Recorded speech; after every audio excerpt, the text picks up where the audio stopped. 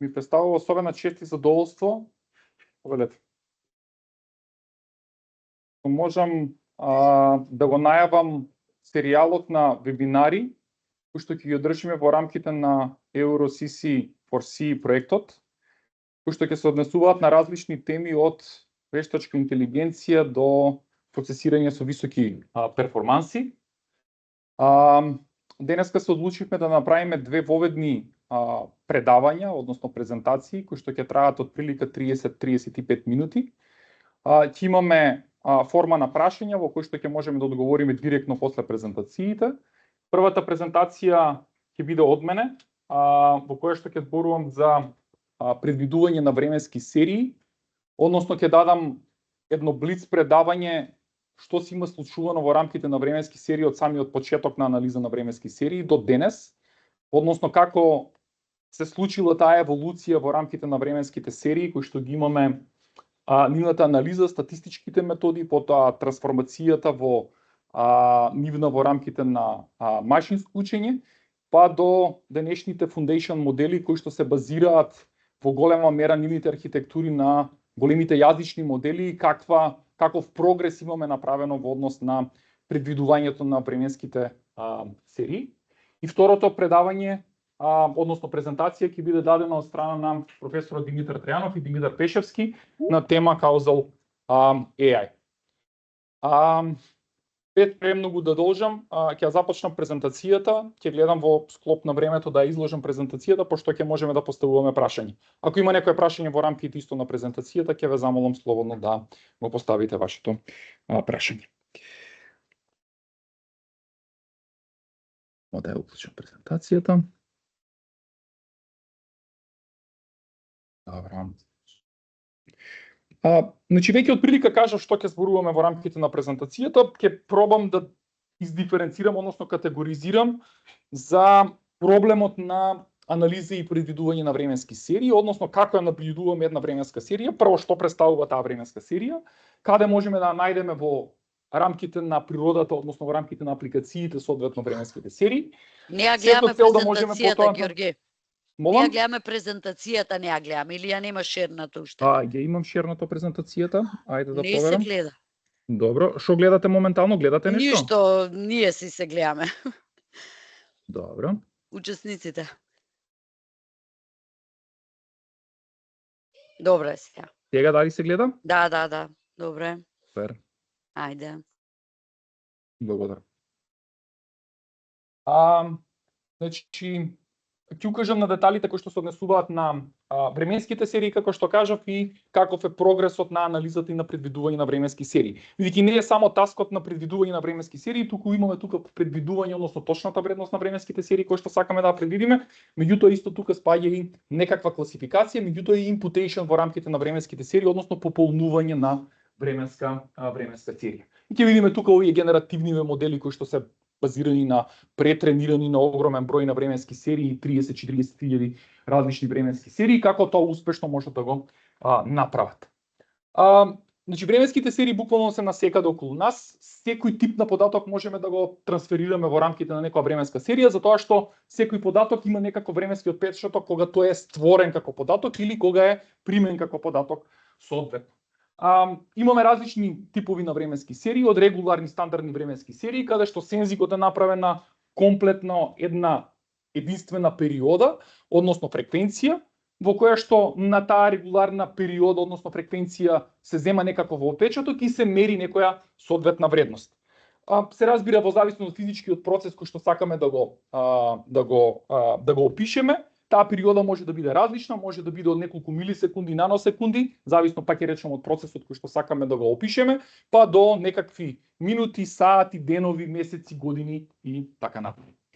Во рамките на оваа категоризација на временски серии, покрај стандардните временски серии кои што ние ги делиме во рамките на некакви univariate и multivariate временски серии. Зошто го правиме тоа?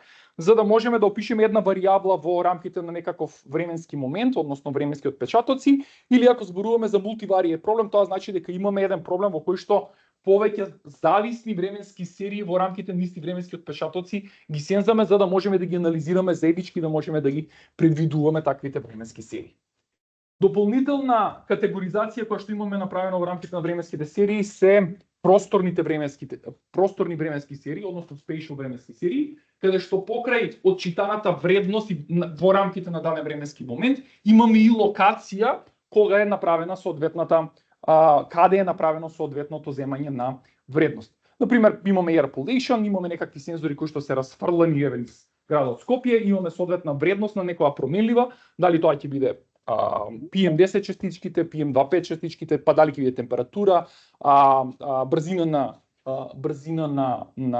на ветер и така натаму, меѓутоа имаме и локација каде е поставен соодветниот сензор. И тука веќе можеме просторно да моделираме и да имаме одредена корелација која што ќе ја поставиме во однос на просторните компоненти кои што постојат во рамките на временската серија.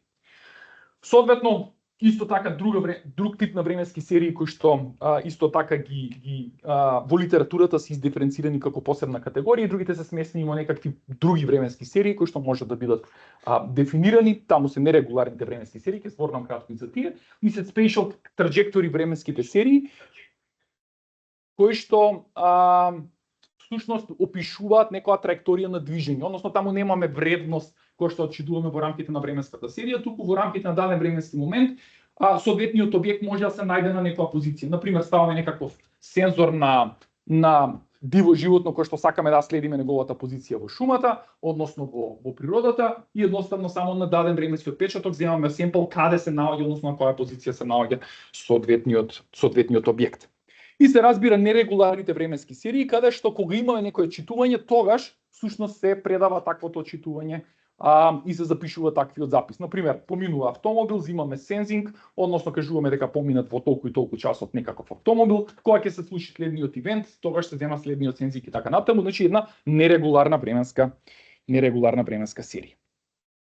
Сега традиционално што сакаме да знаеме ние за временските серии? Генерално сакаме временската серија да наблюдуваме врз основа на некакви компоненти кои што постојат во таа временска серија. Генерално ние укажуваме на 3 компоненти кои што постојат во временската серија, иако тука во рамките на презентацијата ќе видиме една дополнителна компонента во временската серија и тие ќе ги наречеме циклуси. Меѓутоа главните 3 компоненти во секоја временска серија кои што сакаме да ги опишеме, ќе видиме зошто се значајни, се трендот, соодветно сезоналноста која што постои во рамките на временската серија и на крајот нешто што го нарекуваме residual или остаток во рамките на временската серија. Односно, за да можеме да анализираме и да предвидуваме соодветната серија, секогаш се интересираме за глобалниот тренд во рамките на таа временска серија, како се менува дирекцијата на соодветната временска серија. Потоа го бараме сезоналниот ефект во рамките на временската серија, односно дадена периода како се менува и дали се менува соодветната временска серија.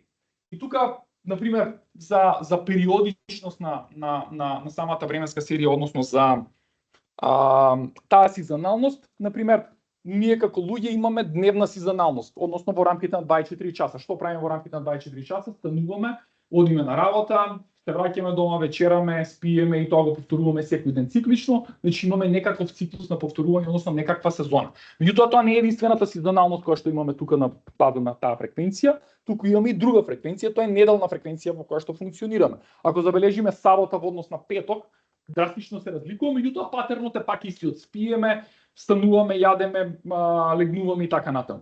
Меѓутоа, ако гледаме малце на подолг рок, ќе видиме дека освен таа дневна сезоналност која што имаме во соодветната временска серија, ќе имаме и неделна сезоналност во рамките на временската серија. Иако направиме одредена Фуријева трансформација на соодветниот сигнал, на временскиот сигнал, ќе видиме дека и други компоненти може да бидат застапени, како например сезонска квартална сезоналност, во која што имаме или годишна сезоналност, во која што всушност во пролет најчесто испаѓаме многу повеќе, шетаме, подолго остануваме надвор и така натаму, додека зимно време се прибираме порано и така натаму и така натаму. Значи, сезоналниот паттерн може да биде во рамките на повеќе компоненти.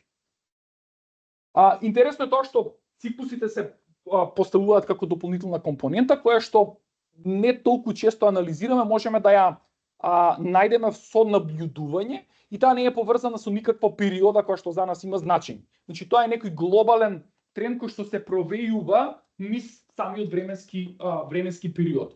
Некој ова го става дека е во дел на трендот, меѓутоа ако се разгледува во полоквир временски период, соодветно временската серија, може да се утврдат постоење на некакви циклуси. Например, имате циклуси за инвестирање, велиме на секои 10, 11, таму 8 години очекуваме дека ќе имаме некаква рецесија, дека паѓаме и повторно се враќаме во рамките на некакви циклуси. Значи, ако се набљудува на полувременски период, може да се установат овие патерни. Сезоналниот ефект веќе го објаснив и резидуалот на крајот ни остатокот, она што и велиме не можеме да го предвидиме, односно очекуваме дека после обработката, анализата на сигналот на временската серија, од која ќе извадиме компонентата на трендот и компонентата на сезоналноста, очекуваме дека во резидуал ќе ни остане само white noise, односно шум. И нашата цел, всушност која што ќе имаме, ќе биде предвидување на трендот и предвидување на соодветно на сезоналниот патерн, и во резидуал да ни остане само шумот, односно тоа што не се предвидува и тоа што не треба да го предвидува. Ама имајќи во предвид дека ние не секогаш можеме да ги опатиме сите компоненти во рамките на фреквенциите, не сите фреквенции можеме да ги опатиме, најчесто во овој резидуал кога ќе го издвоиме останува одреден дел од сигналот кој што се бориме да го предвидиме и всушност борбата за предвидување останува во овој дел од сигналот. Колку поквалитетно ќе предвидиме остатоци од сигналот во рамките на овој резидуал, толку поквалитетно ќе биде нашето предвидување. Иако порано сите методи кои што беа развивани генерално се однесува на стационарни временски серии, тоа ќе го кажам што се стационарни временски серии. Стационарните временски серии се однесуваат на веќе извадени компоненти на трендот и да се сезоналноста тргнати на страна, за да можеме исти да ги предвидиме. Во рамките на се поновите методи кои што се развиваат, овие компоненти ги ставаме секогаш заедно на купче и се обидуваме само да ги опишеме за да можеме истите да ги форкастираме. И ќе видиме дека уствари foundation моделиве всушност не прават декомпозиција, туку едноставно ја земаат целата временска серија, ќе прават некаква токенизација и после таа токенизација соодветно ги предвидуваат временските серии. Меѓутоа има и foundation модели, како што е Tempo foundation моделот, кој што работи заедно со language interpretation, односно директно можете да му задавате таскови со помош на natural language.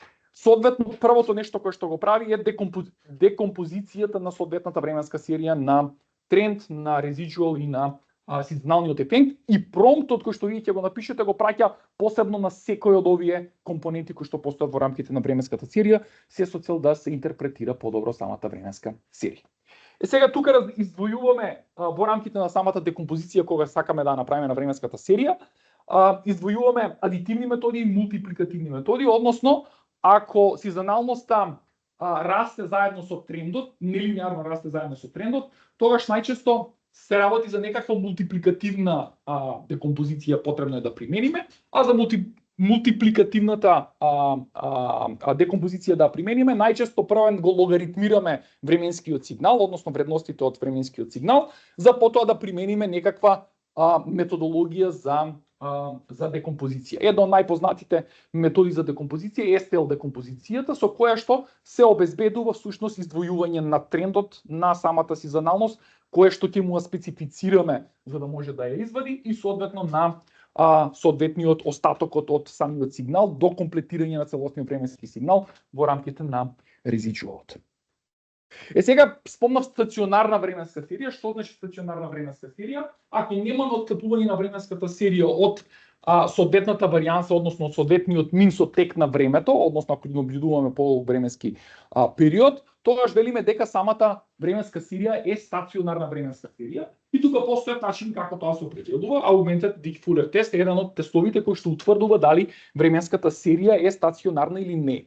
И методите статистички кои што биле развивани порано, уствари работеле на соодветни стационарни временски серии. Например, еден од најпознатите статистички методи ARIMA, ако сте слушнале, всушност работи врз стационарни временски серии. Значи, ако имате некаква сезоналност во временската серија или тренд, вие треба да ги отстраните прво нив за да можете да ја моделирате и да ја предвидувате соодветната временска серија.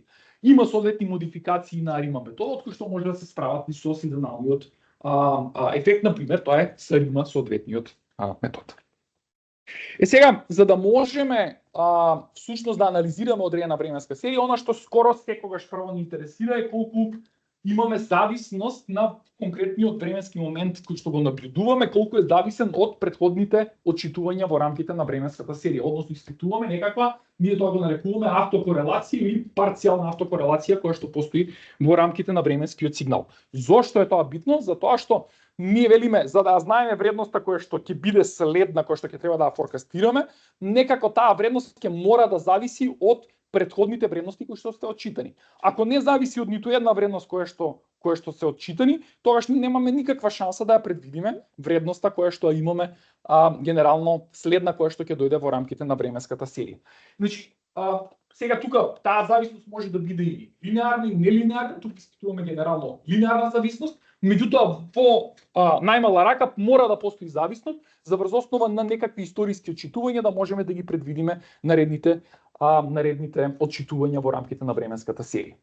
Кај стационарна временска серија, ако ги наблюдуваме каков е автокорелацијскиот плод, автокорелацијскиот плод значи дека ја бараме корелацијата на моменталната вредност со соодветен лаг кој што постои на соодветна позиција во историјата, земајќи ги во предвид и сите останати лагови кои што постојат помеѓу тој лаг и соодветниот лагови кои што се помеѓу точката во која што ќе бараме корелација со соодветниот лаг. Значи сите тие земени и укажуваме на нивниот допринос, односно нивното значење за да можеме да предвидиме соодветната вредност која што ни интересира.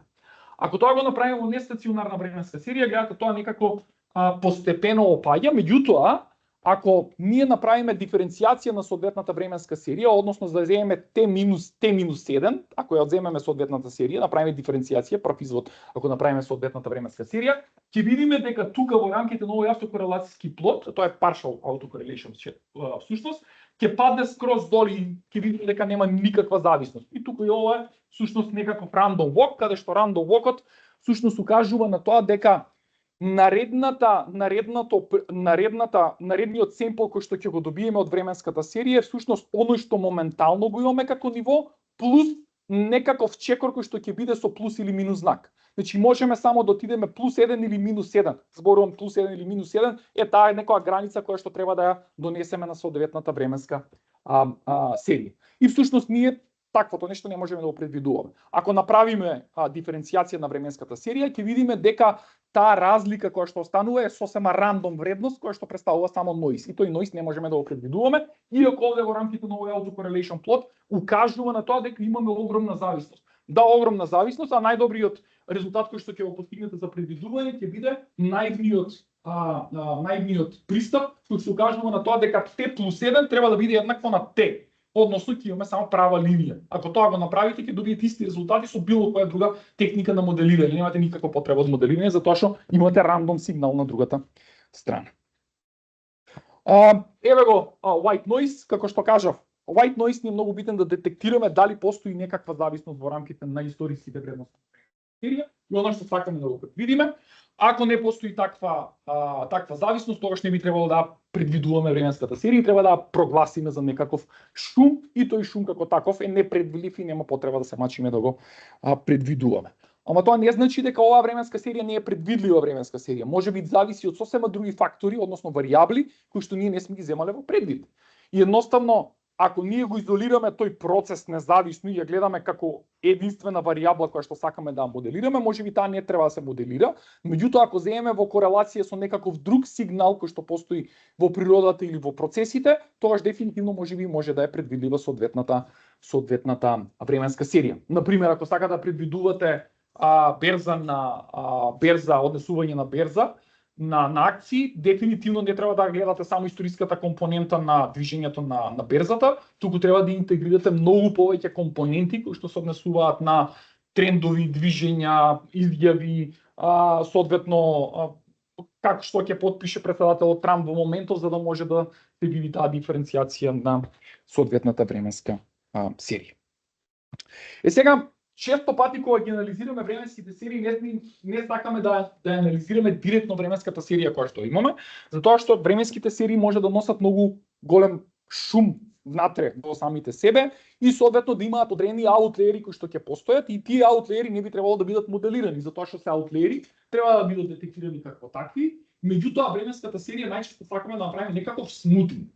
Во најсилна варијанта која ќе го направите смутингот на временската серија, ве носи кон некаков тренд. Значи, ако направам јас најгрубо гмечење на соодветната серија на поодделни временски периоди, јас всушност ќе го добијам трендот на соодветната временска серија. Меѓутоа, ако тоа го правам на помали временски периоди и тоа е со помал интензитет соодветното смутирање на временска серија, всушност ги елиминирам соодветните аутлери кои што ги има во рамките на таа временска серија и на тој начин можам многу полесно да ги утврдам компонентите кои што се значени во рамките на самата серија. Кои се најстандардни техники за time series smoothing? Тоа е moving average, kernel smoothing или exponential smoothing. Чисто по да кажеме што е moving average, всушност се обидуваме да земеме одреден window, sliding window кој што го поместуваме и врз основа на surrounding на соседните вредности кои што ги имаме на вредноста која што ја сакаме да ја најдеме, всушност со тежински фактор ги множиме соодветните вредности кои што ги имаме како соседи на соодветната точка, за да можеме да добиеме соодветната вредност. Тоа се гледа убаво на анимацијата во која што е во sliding window, каде што секој од овие соседни точки ги сакаме да ја смутираме, односно да ја најдеме која е вредноста во рамките на оваа испрекината линија. За да можеме да го направиме тоа, земаме тежински, соодветно ги множиме сите овие коефициенти кои што ги имаме со соодветните вредности кои што се во рамките на соодветниот временски сигнал. Ако тоа сакаме да го направиме со помош на kernel smoothing, тогаш наместо сите подеднакво да имаат допринос во рамките на репрезентацијата на соодветната вредност каде што ни е испрекинатата линија, ние велиме тие што се во најблиско опкружување имаат најголема тежина, а додека сите останати кои што се наоѓаат подалеку од првите соседи на соодветната временска серија на точката која што сакаме да ја определиме, имаат релативно помала тежина во пресметувањето на соодветната вредност. Форкастирањето. Рековме дека всушност форкастирањето не е еден таст во рамките на временските серии. Најчесто кога зборуваме за форкастирање, ние зборуваме за форкастирање на точната вредност која што ќе ја добиеме како следна во временската серија. И тоа не мора да значи дека само еден степ сакаме да предвидиме, односно следната вредност која што ќе имаме во временската серија, можеби сакаме да предвидуваме мултистеп approach. Имаме каде што повеќе наредни вредности ќе ни интересираат да ги предвидиме. Например, наредните 24 часа сакаме да ги предвидиме или 24 точки ако сензингот ни е на 1 час. Или ќе речеме следните, 48 точки каде што имаме на половина час сензинг или 48 точки на саат време, тоа значи дека наредните 2 дена ќе сакаме да ги предвидиме во соодветната временска серија. Меѓутоа, исто така во рамките на временските серии имаме и некаква класификација. Односно, ако набљудуваме некакви сензорски податоци, еве на пример кај стари луѓе кои што некако носат некаков часовник, треба да знаеме, дали случајно паднал, дали е направил активноста која што сакаме да ја направи и така натаму, која што треба да направи, да земе апчини и така натаму. Ние можеме всушност одредена периода која што имаме на временската серија да ја категоризираме, односно да ја класифицираме во соодветната акција. Значи имаме и класификација на временските серии или anomaly detection, наједноставниот бинарен класификатор кој што го имате на соодветната временска серија, треба да определите дали некоја вредност или секвенца од вредности представуваат некаква аномалија во рамките на соодветната временска серија. Наједноставниот начин на предвидување не е наивниот пристап, а наивниот пристап покажува на тоа дека вредноста која што ќе предвидуваме всушност ќе биде еднаква на вредноста која што моментално очитуваме. И ако ја видите ова предвидување каде што вистинската вредност е одбележана со плава боја, а додека предвидената вредност е одбележана со црвена боја, ќе видите дека одлично сме предвидувале. А ова е наивниот пристап каде што велиме дека точката е иста со наредната. Меѓутоа ова работа функционира само кај еден степ кој ќе направиме. Ако ова го направиме на повеќе степови, тоа значи дека секоја точка ќе биде репрезентирана со една права линија во рамките на предвидувањето кое што го имаме. Јасно е? Добре. Наша цел ќе биде мултистеп форкастирањето, односно врз база на некакви историски вредности. При тоа можеби ќе земеме или можеби нема да земеме дополнителни временски серии или други коваријантни варијабли, од кои што ќе зависи нашата временска серија, да предвидиме од даден момент одреден број на чекори. Како што реков, тоа може да биде 1, 2, 5, 10, 100 и така натаму. ако предвидуваме на многу голем рок, ние тоа го нарекуваме long term forecasting. Меѓутоа јас не го сакам зборот forecasting да го употребувам во рамките на предвидувањето на долги хоризонти, тоа го нарекуваме long term planning. Значи, ако некој дали може да ми каже колку ќе биде цената на златото за 5 години од сега. Многу е тешко да предвидите. И тоа е некое планирање. Треба да анализирате некакви трендови и најчесто не го правиме тоа во некоја автоматизација. Најчесто автоматизацијата за предвидување на временски серии ќе правиме за определена оптимизација на ресурси. Еве на пример Стефан прави оптимизација на ресурси за користење на за правилно искористување на ресурси во рамките на некаков клауд за однесување на апликацијата. Значи, ако можеме тоа да го изменеджираме и да го оптимизираме, ние сакаме да правиме short-term forecasting, односно што и да значи тој short-term forecasting. Тоа може да бидат 5 точки, може да бидат 50, може да бидат 100 точки. Меѓутоа се зависи од самиот процес кој што сакаме да го наблюдуваме. Имаме 4 генерално стратегии за предвидување на мултистеп временски серии. Првиот е Direct Multi-Step Forecasting, потоа имаме Recursive Multi-Step Forecasting, Direct Recursive Hybrid Multi-Step Forecasting и Multiple Out Forecasting Strategy. Да видиме првиот. Direct Multi-Step Forecasting значи дека врз основа на обзервациите кои што ги имаме во временските моменти T-1, T-2, T-7 и така натаму, имаме модел кој што ќе ни предвиди колку е наредната точка. Ако имаме нова точка, односно втора точка која што сакаме да предвидиме, имаме модел кој што е обучен на истата обзервација во рамките на тој временски виндоу, да предвидиме втората точка. Истиот тој временски виндоу, на истиот тој временски виндоу ќе имаме за третата точка која што ќе сакаме да предвидиме. И тоа се различни модели или истиот модел, ама дополнителни параметри да му кажат која е таа точка која што ќе сакаме да предвидуваме. И ова е генерално најкористениот метод. Direct Multi-Step Approach се користи дури од Foundation моделите, примарно, а може да интегрираат и дополнителни рекурзивни методи. Рекурзивната метода што укажува? Укажува рекурзивната метода дека ќе го имаме истиот модел, кој што го взимаме временскиот виндоу и ја предвидуваме точката Т. Меѓутоа, кога ќе ја предвидиме точката Т, таа ја взимаме како нова точка во рамките на моделот и ја даваме во модел за да предвидиме новата точка, односно во рамките на тоа T+1 кое што го имаме. Значи истиот модел со старата обзервација минус 1 и новата точка Т, овде треба да биде T-N- единица, за да биде истиот виндоу, овде е грешка. Ова е многу добар approach, меѓутоа имаме еден многу голем проблем со овој approach, со тоа што еророт кој што ќе го акумулираме тука во текот на наредните предвидувања ќе се зголемува. И зависно од еророт толку ни е голем, толку понатаму во наредните степови ќе има толку поголема грешка. И затоа не се практикува толку многу, затоа што вие кога правите обучување на овие модели, најчесто она што правите ја зимате овде вистинската вредност. Ама вистинската вредност не содржи акумулиран ерор. Така што вие не можете еророт имплицитно да го моделирате. И тоа е проблематично, доста проблематично ако сакате да го направите. Во Direct Recursive Hybrid Approach го имаме истото како рекурзивниот, со тоа што имаме различни модели во рамките на различните предикции кои што сакаме да ги направиме. И Multiple Output Strategy е сите предикции да ги добиеме врз основа на некоја обзервација која што е на одреден time window, со таа разлика што во Direct Multi-Step Approach имаме независно предвидување на секоја од овие вредности, а кај овие модели имаме директно моделирање зависност и на излезниот простор. Значи, кога ние ги предвидуваме овие, всушност ги моделираме заедно и како балк ги предвидуваме сите наеднаш. Така што моделираме соодветна зависност помеѓу output вредностите кои што ги имаме во рамките на тој Multiple Output Strategy.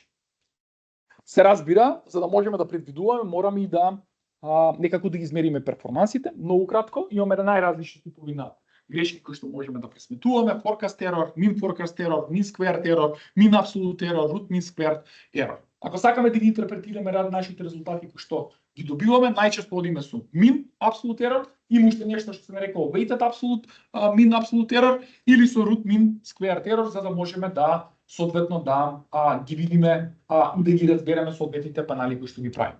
Ако одиме соодветно со дигање на степен на грешката, тоа значи дека поголемите грешки ги пенализираме повеќе, односно сакаме нашиот модел да остапува, меѓутоа да остапува во некоја граница. Ако надминува таа граница, тој модел сакаме се повеќе и повеќе да го пенализираме кога ќе го евалуираме. Еве ги всушност како се движат овие модели. Значи, некаде 60-тите години whole winter методата, односно exponential smoothing предвидувањето, потоа следува во 82-та Рима, па потоа имаме тука еден мал геп каде што machine learning техниките исто така добиваат свој залет, каде што вие имате временската серија, имате некаков window од временската серија, ги репрезентирате со некакви фичери, односно го ја опишувате временската серија за да можете да направите некаков forecasting, многу кратко ќе ги спомнам, и потоа почнуваат епохата на deep learning методите. Еден од најзначајните во рамките на 2017 година е TFT алгоритмот од Google,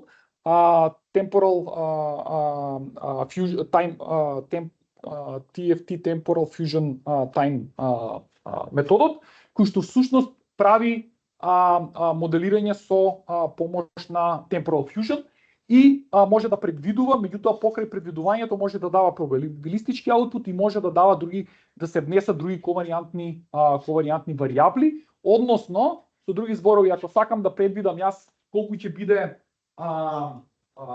биде генерирањето на струја, на пример, од некаков соларен панел, можам да ја воземам предвидувањето на соларната ирадиација која што ќе ја имам, односно со некој друг модел кој што се предвидува, да ја дадам во моделот за да можам тоа да го искалкулирам за да знам колку ќе произведе соодветната соларна централа. И најголемиот замав го земаат некаде после 2023 година и овие се тука 2024 најзначајните методи кои што ги имаме за foundation модели кои што ги имаме за предвидување на временските серии. Еден од најдобрите моментално е Хронос, тоа е фамилија на foundation модели кои што ќе ја спомнеме, кој што се базира на T5 архитектурата, прави комплетна токенизација како што е во класичен large language модел, имаме квантизација, соодветно скалирање на вредности за да може да направи некое предвидување. Од прилика големината на овие foundation модели се движат од 1 милион параметри па до некаде 200 милиони параметри. Некои имаат директно single point предвидување, односно точно детерминистички point предвидување, а некои имаат и probabilistic output, каде што за одреден рейндж на вредности кои што може да ги достигне соодветната варијабла, даваат и некаков confidence level, односно естимираат некаков confidence level. Класичниот начин на анализа на временските серии, правиме фитување всушност на соодветните параметри. Имаме некоја равенка, во која што во равенката се обидуваме да ги тюнираме параметрите, за кога ќе исцртаме, кога ќе ги најдеме параметрите, ако исцртаме соодветната временска серија врз база на компонентите кои што имаме, треба да ја реконструираме уствари временската серија, актуелната временска серија која што имаме. За на тој начин, кога ќе дојдат новите вредности да ги предвидуваме, ние всушност само ги ставаме познатите компоненти, односно временски отпечатоци за кои што сакаме да предвидиме, врз основа на тие определени коефициенти, директно ги естимираме соодветните вредности.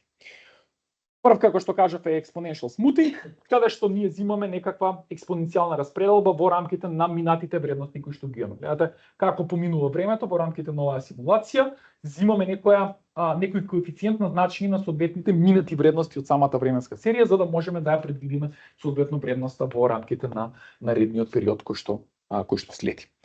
Рима исто така една од најпознатите, како што спомнав, има три компоненти во неа, autorегресив компонентата, сезоналноста може да опфати, ама таа е са Рима, moving average и соодветно integration на самата серија. Значи имаме генерално три компоненти кои што ги тюнираме цело време и коефициентите пред сите тие три компоненти ќе мораме да ги најдеме врз основа на симулација.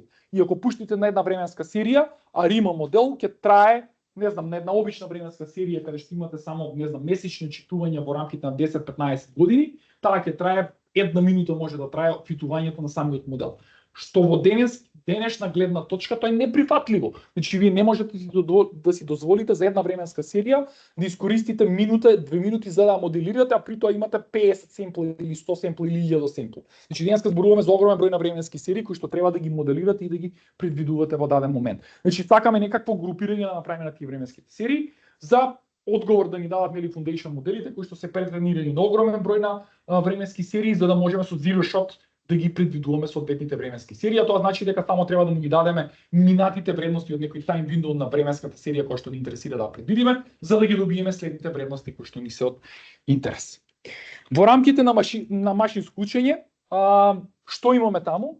имаме соодветно некаков window кој што го земаме во предвид, калкулираме некакви фичери. Имате многу библиотеки за калкулирање на фичери, каде што фичерите може да бидат, изброи ми колку пикови има, колку е максимумот, колку е минимумот, колку е средната вредност во рамките на тој window, колкав е стандардната девијација. Значи имате огромен број на фичери кои што можете да ги искористите за репрезентација на некоја секвенца од вредности која што имате во минатото. И врз основа на таа секвенца, од основа на тие фичери, всушност вие го предвидувате следниот момент или низата од следни вредности која што ќе постои. И еве како се конструира точното множество. Го зимам виндоот и зимам вредноста која што или вредностите кои што сакам да ги предвидам. Sliding window, едно се поместувам, зимам нов семпл, односно нов податок кој што го истиот window за кој што сакам да предвидувам со соодветно следната вредност, односно y1, y2, y3. Кога ќе го добиеме на ваков начин датасетот, тогаш ова ни е влезниот простор, ова ни е излезниот простор, во кој што сакаме да предвидуваме. Во најлоша форма на предвидување можеме само да ги земеме виндовите со нивните raw фичери, сирови фичери, такви какви што се сирови вредности, без да вадиме никакви паметни фичери во самите соодветни временски серии. Меѓутоа тука веќе за нас многу значат foundation моделите, како што кажав, имаат одредени предности, а тоа е дека се претренирани на огромен број на временски серии кои што се од различен тип. Значи, најчесто се foundation моделите кои што се направени се обучени на 20, 30, 40 000 временски серии, што е огромен број, што реков. Може да направат предвидување без никакво тренирање, односно имаат zero shot capability за предвидување. Ја добивате вие временската серија, се што треба да направите да ја дефинирате колкав ќе биде влезниот простор, кој ќе биде излезниот простор, ја давате влезниот простор и она врз основа на тоа што веќе претходно има научено врз база на тие 20-30 временски серии може да направи предвидување. Можете лесно да направите fine tuning или уште повеќе ако одредени нивоа ги тргнете или замркнете одредени нивоа, можете да направите одредено поставување на нов таск. И ќе видиме веќе во тој темпо кој го спомнав foundation моделот, вие веќе генерално и со промпт можете да опишете каков таск ќе сакате да направите за временската серија. И треба да му дадете пример. Значи, ќе можеме да одиме со anomaly detection, forecasting на една точка, на две точки, на 5 точки, значи генерално тоа можете да го направите во промпт. Не идеален, меѓутоа се движиме кон такво нешто. И ќе видиме еден од најзначајните, ќе биде Mixture of Experts, пред 2 месеци беше објавен на ICML во 2025 годинава, пред месец дена, не повеќе од месец дена, каде што укажува на тоа како со зголемување на перформансите и скалабилитито на еден таков модел можеме многу да бенефицираме со тоа што имаме различни модели кои што се утврдува кој да биде активиран врз основа на еден gated unit во рамките на тренингот и во рамките на inference моментот. Добро. Направена е тука некаква систематизација на соодветните методи кои што постојат, foundation модели кои што постојат во рамките на временски серии, каде што класификацијата тука во рамките на соодветниот труд кој што е сега излезен пред неполни 6 месеци е направена врз основа на архитектури кои што користат трансформер. И генерално 90% од новите архитектури се transformer-based. Имаме non-transformer-based, кои што се базирани на класични мултилеер перцептрон, на рекурентни невронски мрежи и на конволуцијски невронски мрежи, или на дифузирачки мрежи, односно diffusion модели, кои што најчесто се користат за imputation во рамките на временските серии, она што се користи во рамките на features, на images. Она што е интересно е дека како основа за обучување на овие модели, дури се користат и претренирани модели базирани на LLM, односно GPT-2, овој Time GPT што е поставен.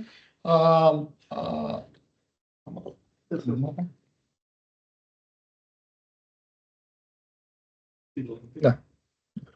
Значи, користи LLM во позадина, каде што веќе токените кои што се научени за репрезентација на контекстуални токени од natural language, се додаваат соодветните временски серии каде што ќе можеме и нив да ги токенизираме, да ги препознаеме контекстуално соодветните временски серии. Се користат акустик модели, се користат large модели како основа во која што ќе можеме да ги дадеме временските модели. Едно од најдобрите, моментално најдобрите foundation модели се директно со self-supervised approach обучувани на соодветните архитектури базирани на големи јазични модели и тоа се, како што кажав уште преска, соодветно Хронос, тука ви е PageTST, Moirai, соодветно Time GPT, Time Foundation модел ќе го видиме и Mixture Expert кој што не е представен тука. Генерално сите се базираат на некаков маскинг, значи дали тоа ќе биде Next Token Prediction или ќе биде некаков маскинг во рамките на во самата временска серија каде што маскираме одредени делови од временската серија и може да бидат декодер или енкодер only. Генерално се декодер only, односно класично како големите јазични модели.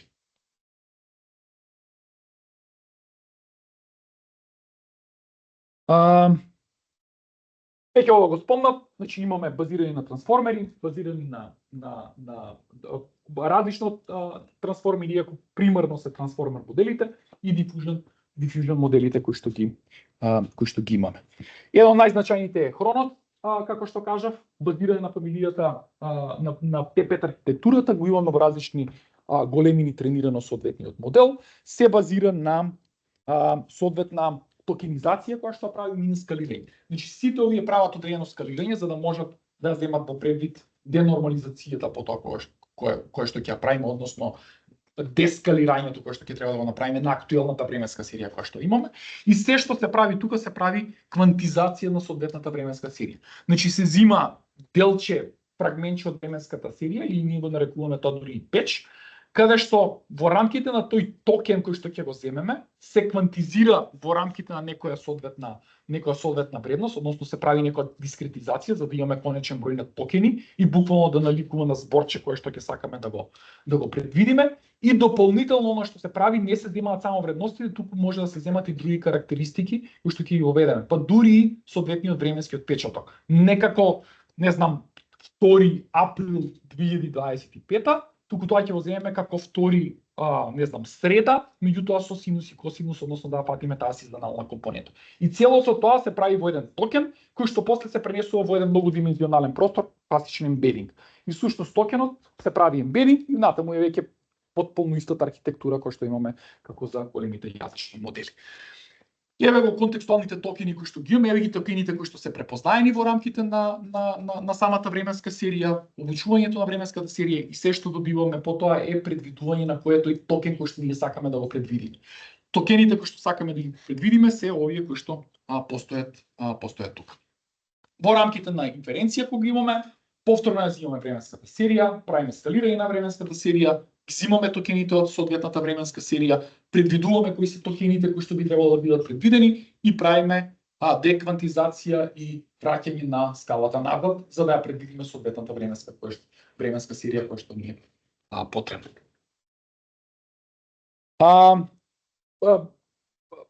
Според литература и според моето мислење, мислам дека намалку ќе се движат работите, затоа што се намалува комплексноста на самите модели за обучување, меѓутоа не и процесот на обучување. Само во потешок процесот на обучување можеме лесно да дојдеме до overfitting и mixture of experts, меѓутоа имаме генерално многу можности и многу добри перформанси на овие модели. Едно е тоа што не користат еден огромен модел за предвидување на секоја вредност, туку и користат помали модели кои што се изолирани врз основа на тој gated unit кој што ќе каже кој од моделите ќе биде активиран, за да ја намали соодветно комплексноста на форкастирање. Имаме едно од главните недостатоци е ризикот за overfitting, односно тие експерти кои што ги имаме внатре може драстично да бидат overfitнати. Имаме temporal attention механизам и нивната јака страна е тоа што се адаптабилни, ефикасни и имаат релативно добри перформанси. Моментално најдобри перформанси на хартија што има постигнато е Хронос, дефинитивно фамилијата на foundation модели, меѓутоа овој се истакнува како сега сосема нова архитектура со исто така многу добри перформанси. Еве го тој mixture of experts, како што реков, нема да одиме во детали, меѓутоа го следи истиот принцип со тоа што имаме каузални мултикет обучувања во рамките на архитектурата на self-attention и соодветно со gated unit се определува кој од моделите ќе биде земен за инференција во конкретниот случаи. Тука ни Time GPT, кој што е всушност подлогата е GPT-2, односно истата архитектура, и на неа се обучуваат всушност во рамките на ауторегресив модел за временски серии. Покажува исто така добри резултати par excellence со Хронос, малку послаби перформанси има покажано, меѓутоа една од главните недостатоци е тоа што нема probabilistic prediction, тоа што го имаше Хронос со T5 архитектурата. Time Series Foundation моделот исто така значајно да се спомне, исто така нема соодветни probabilistic forecasting capabilities, меѓутоа е par excellence повторно ќе речем со Time GPT и со Хронос во рамките на она што го имаме направено и она што се прави како евалуација во рамките на литературата. Ова е еден од најголемите foundation модели, има околу 200 милиони параметри, преска реков дека се некаде се движат од 1 милион до некаде 200 милиони, овој моментално е најголемиот foundation модел кој што е обучен за временски серии. Интересно е тука што наместо да земе мали токени, зема поголеми печови кои што после ги разделува на соодветни токени во рамките на самиот печ. Значи прави поголеми печови за да може подобро контекстуално да ги опише соодветните временски серии, меѓутоа директно не може да се види соодветното подобрување во рамките на моделирањето на временските серии. Еве го темпо кој што го спомнав преска на 2-3 пати, во кој што ги имаме декомпозицијата на соодветната временска серија на тренд, сезоналност на residual, за потоа во рамките на тој пром кој што ќе го дадеме, еве го тука се додава на секој од овие ембедизи кои што ги имаме во рамките на различните компоненти, за да можеме потоа да ги искористиме за предвидување на соодветните компоненти и спојување на соодветните вредности за да се добие финалната вредност. Меѓутоа интересно е тоа што тука веќе можете да ги менувате тасковите. Значи може да менувате таск на форкастирање, таск на anomaly detection, класификација и така натаму. Супер.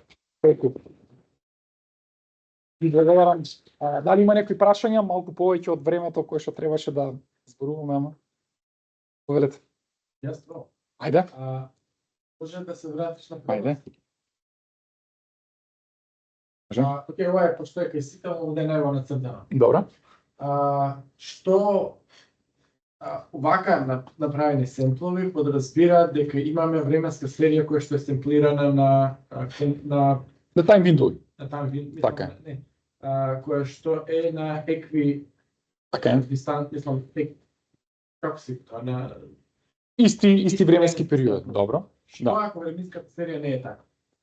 Тоа ако имаме на пример Нерегуларна временска серија. нерегуларна временска серија, на пример како што е берза, кај што само и недела ги нема. Или има празници ги нема. Како во тој случај како тогаш би се сформирало одговор? Значи вака, сите овие модели кои што работат, воопшто не им се битни временските компоненти. Значи они ги игнорираат временските компоненти. Значи сабота и недела не работи берзата, ама ние можеме понеделникот и петокот да го споиме комплетно. И ќе имаме континуирана временска серија. За да предвидам што ќе се случи понеделник, ако сакам врз база само на историјата на временската серија да предвидувам, јас можам да го земам виндовот од петок. Затоа што тука е физички пресечена временската серија. Значи немаат никаква врска, никаде не се зема компонентата време во овие временски временски анализи кои што се прават. Пошто ова сме го гледале во друг аспект, на пример, ако имаме предвидување на болест. Добро. Пораш нешто е се случило евент и има после 2 години се случува другиот евент. Не е исто ако евентот се случил Апсолутно. уште утреден. Така е. Како тоа би влегло во едно ваков систем? Јас колку што знам, колку што ги имам овие foundation моделиве, се уште немаат направено за нерегуларни временски серии. Значи многу е тешко да опишете таков настан.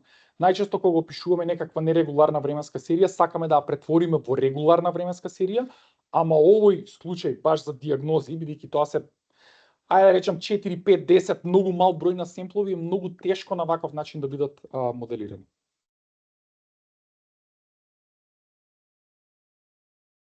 Други прашања?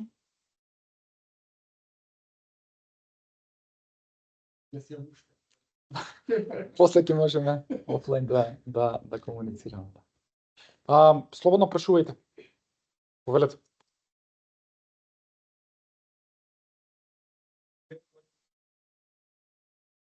Си пала. Добро. Дали се земе тој позиционал и пундингот кој земе тоа во Facebook.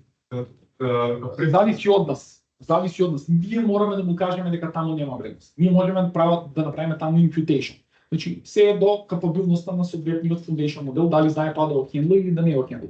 Односно, дали знае missing value да исхендла, ако му кажеме. Или ние можеме аутлерите да ги тргнем и таму ќе има missing value.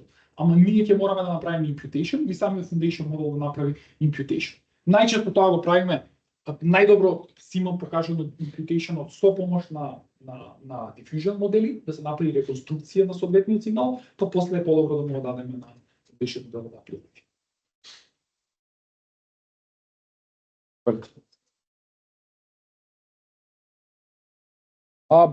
Има многу, значи Хронос еден од најзначајните, да, може да се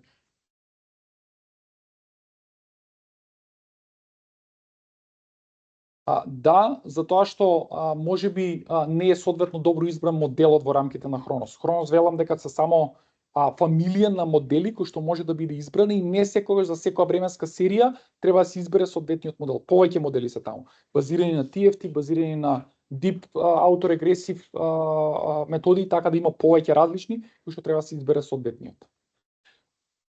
Zero shot евалуација која што се има направено, Хронос става најдобри резултати. Други прашања?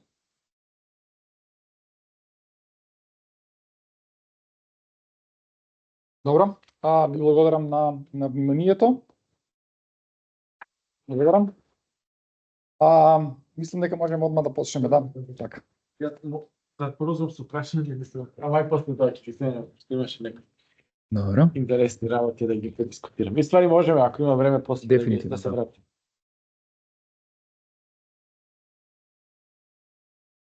Супер. Ала, само што е сега шернато.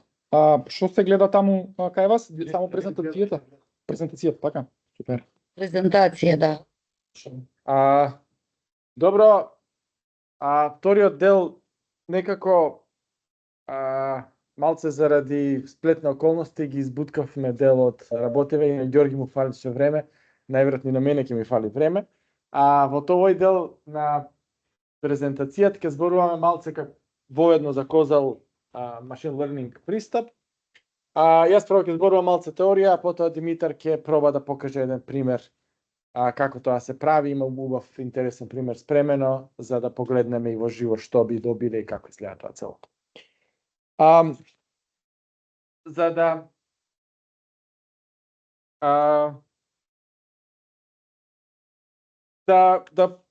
зошто ќе го зборувам ова целото, како изгледа денес еден класичен data science day, ден и така натаму. Значи треба да се направи некој модел за да предвидиме, например, кој од нашите customers ќе направи renew на некој subscription. Ги собираме сите податоци, имаме, не знам, многу податоци кои што ги собираме, дали сме му дали дискаунт, колку пари трошиме на реклами, колку дадениот customer користи нешто и така натаму, колку багови репортирал, значи едно чудо параметри и врз база на тоа сакаме да направиме некаков модел. Ги земаме податоците, имаме една година податоци и ги пуштаме и сакаме да направиме некој модел, го правиме моделот.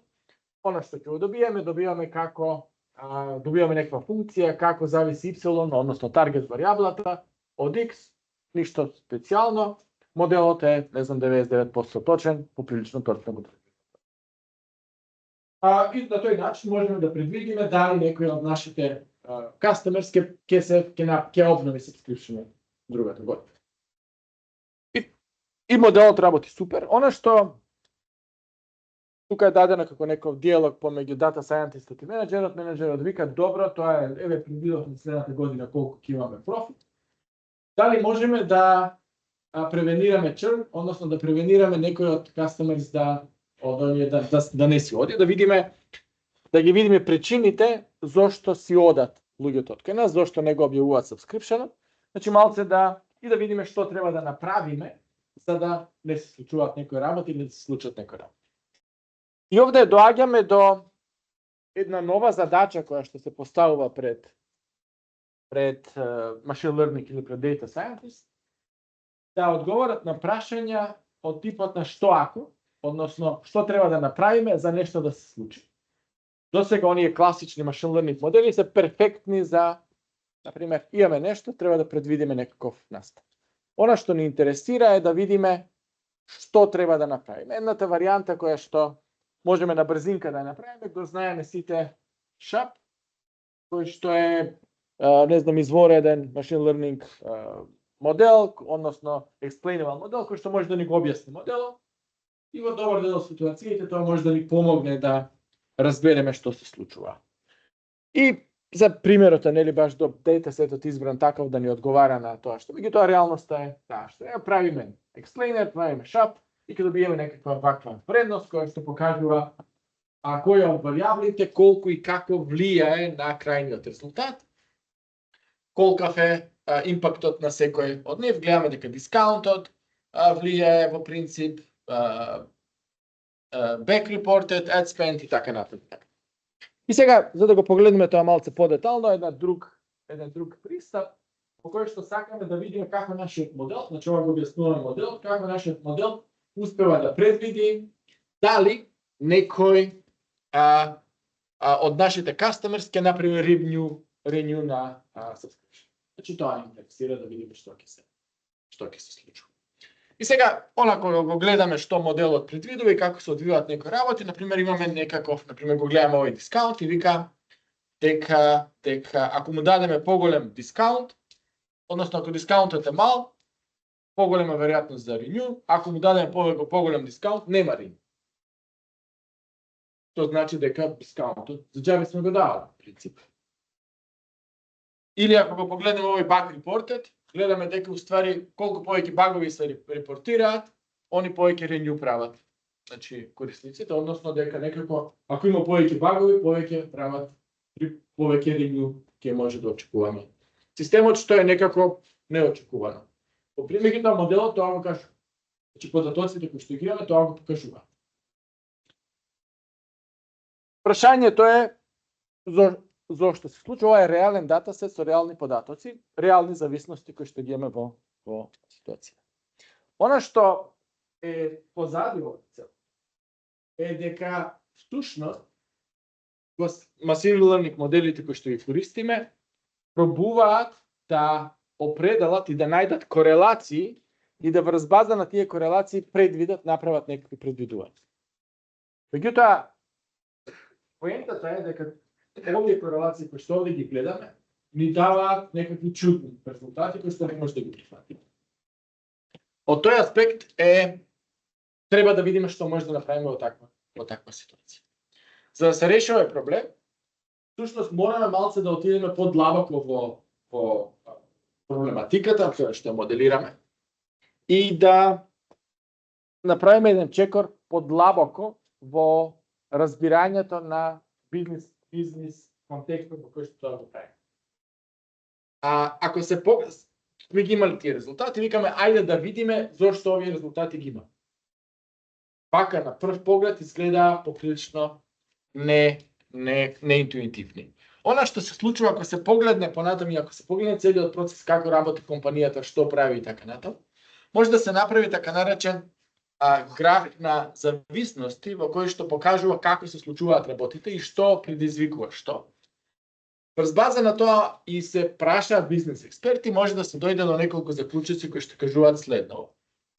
Дека зошто имаме зависност дека ако има повеќе багови во системот, корисникот, значи повеќе пријавува багови, дека корисникот повеќе ќе го направи renew. Одговорот е дека корисници кои што го користат секојдневно на нашиот систем, природно е дека ако видат баг, сакаат да им се поправи багот, за да имаат подобро користење на системот. И од тука е причината зошто ако пријавуваат повеќе багови, всушност ќе направат ревју.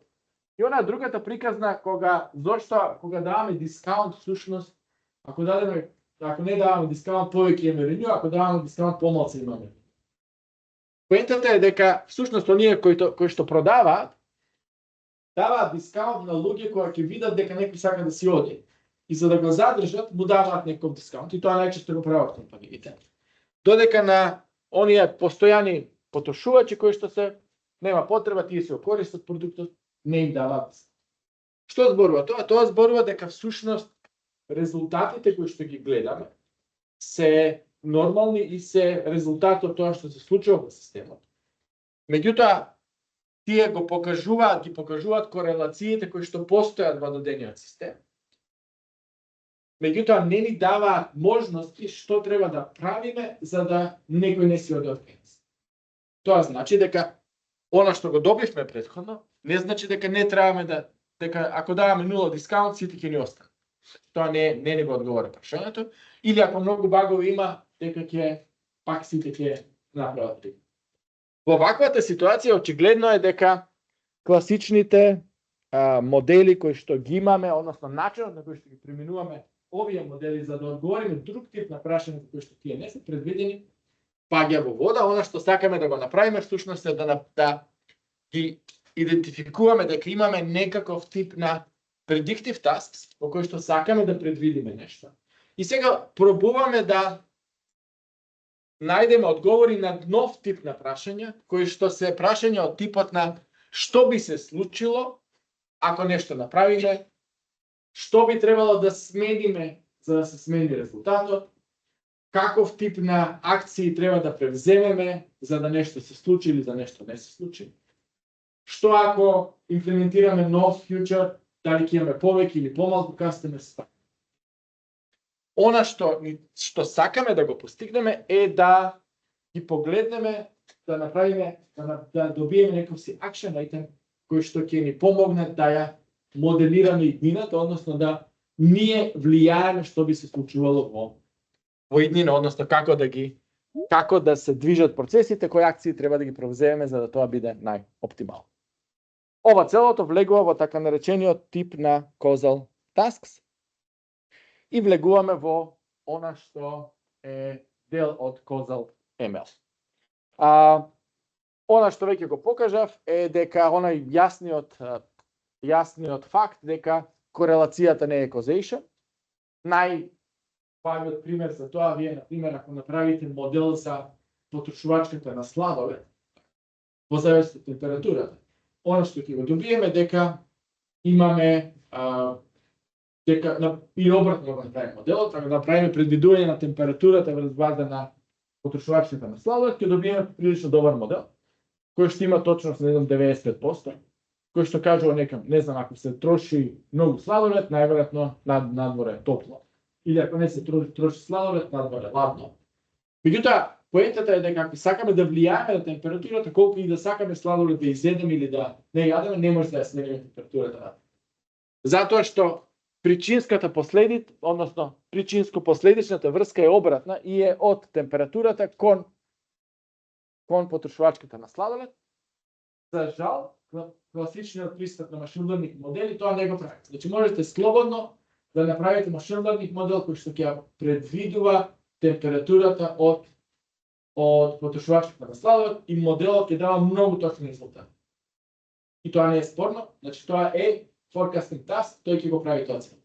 Меѓутоа, ако го сакаме тој task да го користиме за causal, тоа е друга акција која што треба да е, односно друг проблем кој треба да го реши.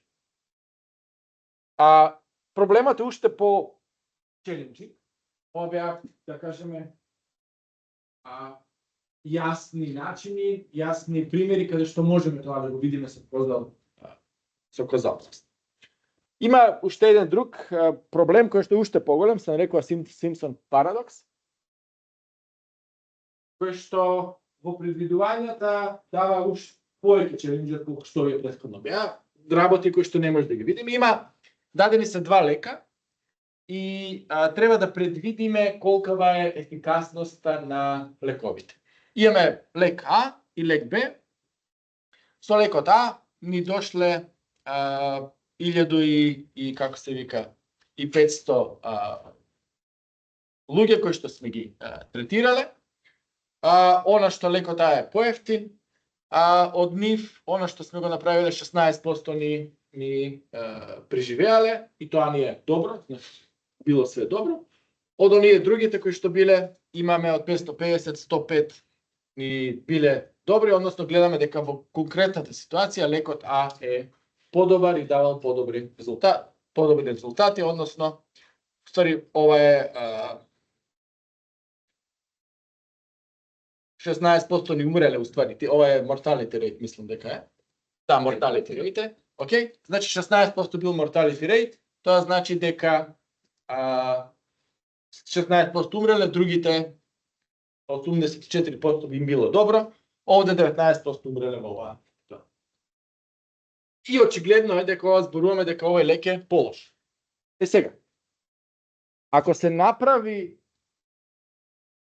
друг тип на анализа, односно ако се даде во каква состојба биле пациентите кога дошле кај нас и кој лек сме им го дале тогаш, она што може да се види дека ако и биле со лесни симптоми, такви, на 1400 луѓе сме им го дале првиот лек и 15% од нив сме имале mortality rate. Со тешки симптоми биле 100 на кои што сме го дале, 30% од нив имале mortality. 30% умреле. Лекот Б сме го дале на 50 луѓе, 5 од нив умреле, 500 луѓе, 100 од нив умреле. Она што ќе го видиме сега е дека овде, ако ги поделиме вака, како сме ги давале врз база на симптоми, може да видиме дека лекот Б е подобар тука. И лекот Б е подобар и тука. Така. Меѓутоа, глобално земено, лекот А изгледа како да е подобар, што е неточно. И овде доаѓаме, и тоа е Симпсон парадоксот, кој што покажува дека всушност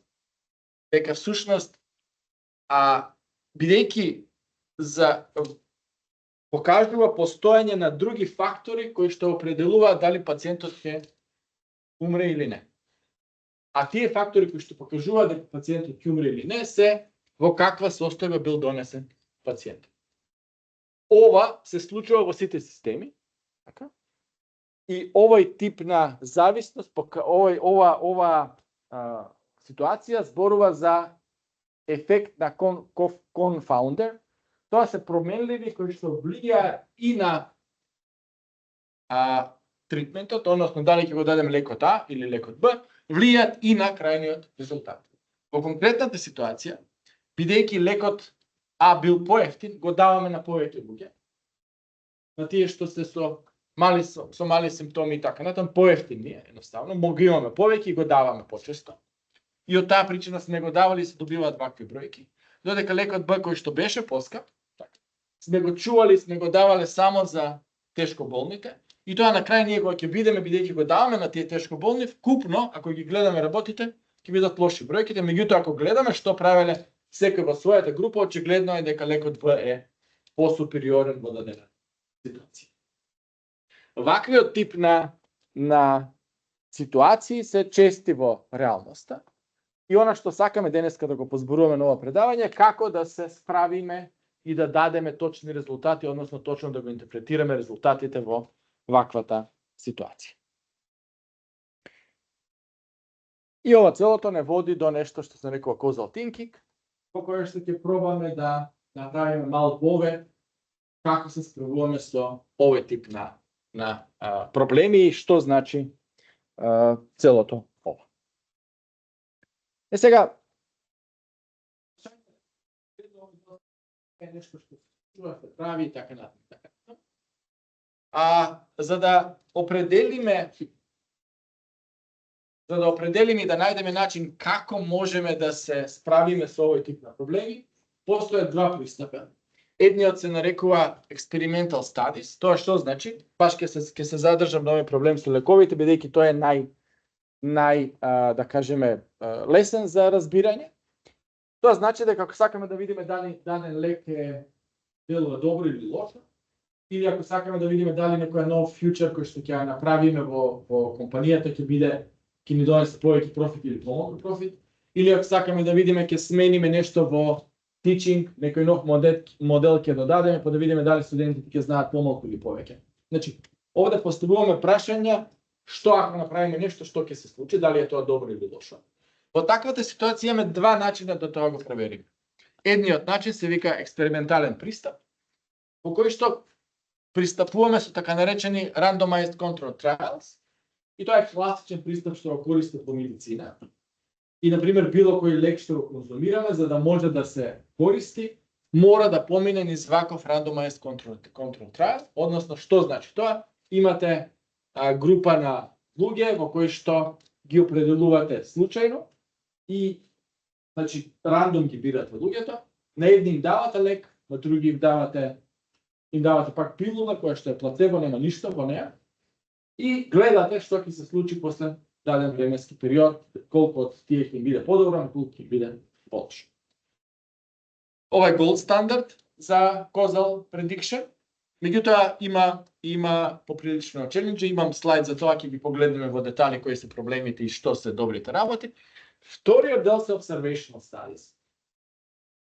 И ова е челенџот кој што ние сакаме да го направиме, тоа е што ако ние си собираме податоци за други причини, не собираме историски податоци, например, сакаме тоа да го направиме овде на факултет, да видиме дали некој метод ќе е помогне или не. Имаме податоци од Courses, имаме податоци од iKnow, да видиме дали од тие податоци можеме да донесеме заклучок тој како би се.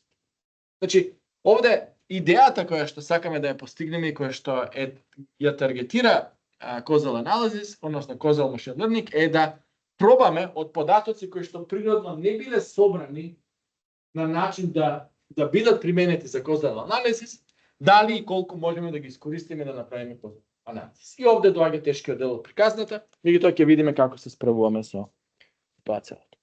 Значи, ова е gold standard за causal analysis and randomized control trials, нешто што кажав дека мора да го имате за било кој лек, таму нема не можеме со овакви типови на observational study да правиме резултат. Можеби ќе може по некое време ако се покаже дека ова целото е ефективно и може да се користи. Што значи тоа целото? Дека тоа кога ќе го направиме имаме strong evidence of causality, го минимизираме biasот, имаме групи кои што контролирано можеме да ги споредуваме. Тоа значи дека ние ги определуваме кој ќе биде, кој ќе зима лек, кој нема да зима лек, меѓутоа не сме да има некој bias, тоа мора да имаме оваа група луѓе тука и викаме окей, оваа половина ќе ги даваме лек, оваа половина не ги даваме лек, без разлика како се една одадена ситуација. Овие што добија лек се среќни. Добро име. Овие други не знам. Поентата е дека тие може да се репродуцира, значи може да го повториме тоа и да покажеме дека резултати се добри и ова е нешто што е прифатливо од регулаторните тела.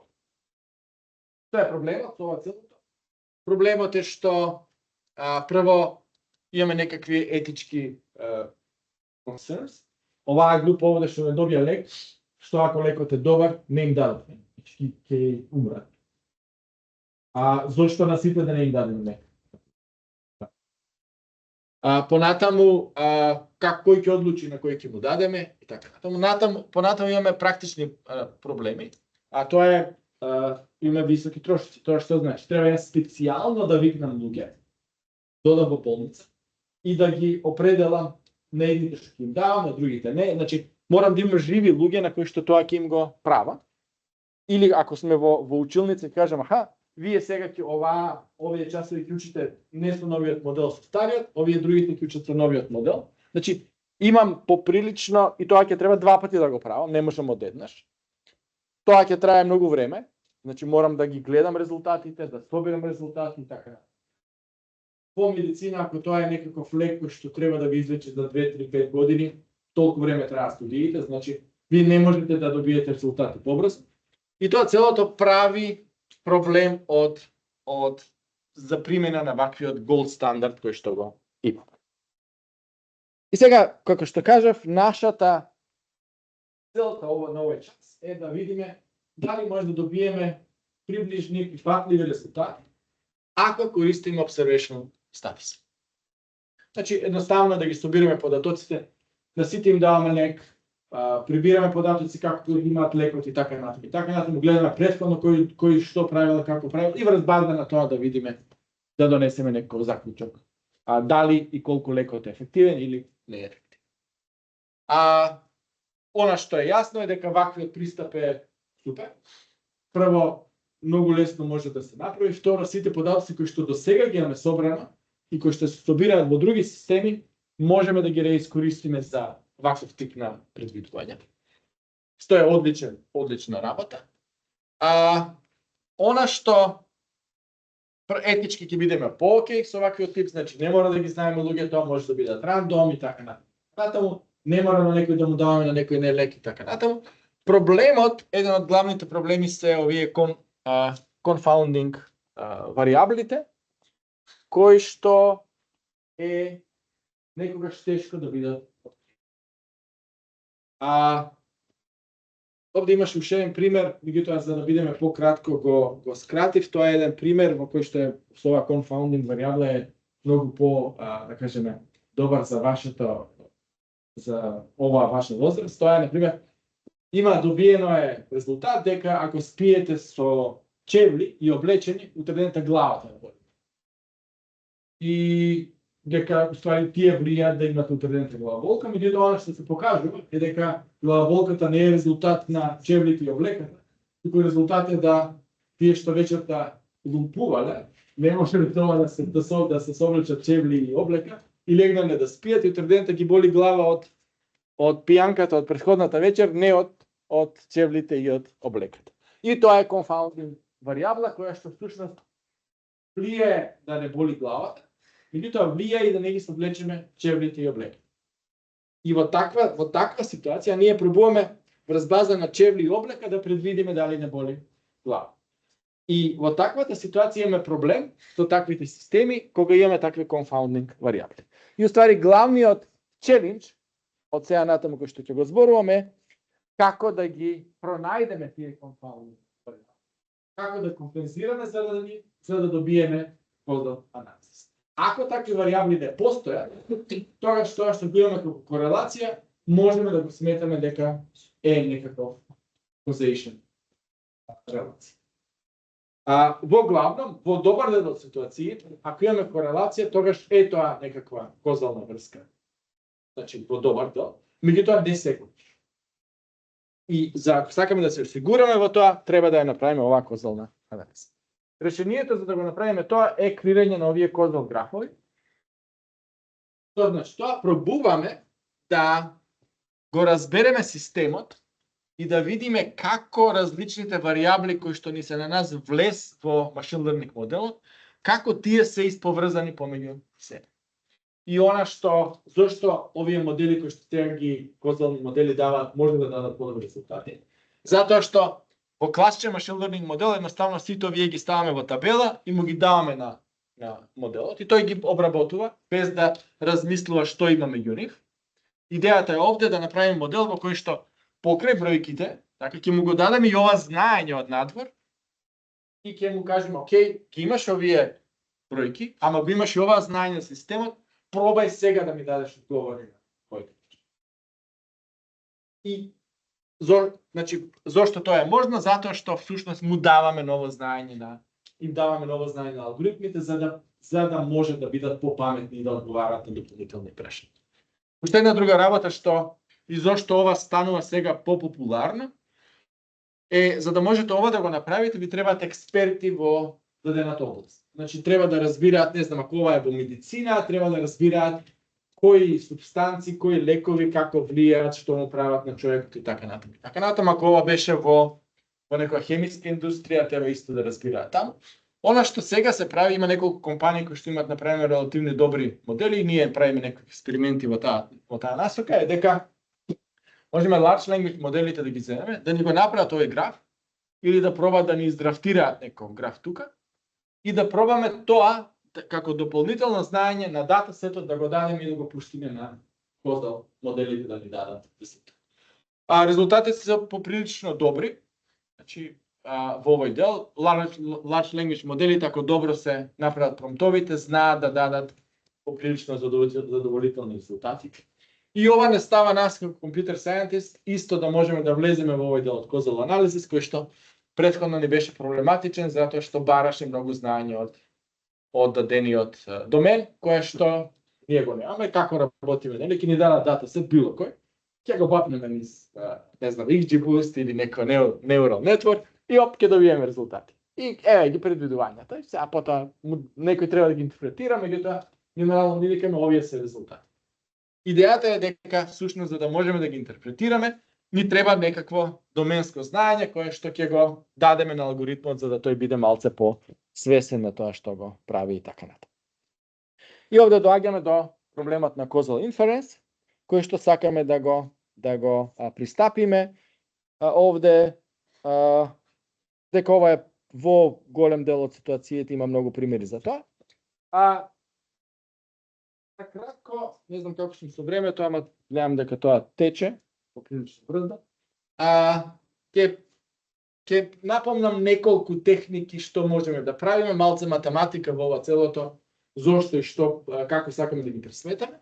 Значи, кога зборуваме за causal анализис, она што ни интересира е одговорот на прашањето што ако, да кажам, додадам уште една функционалност во апликацијата, дали ќе имам повеќе профит.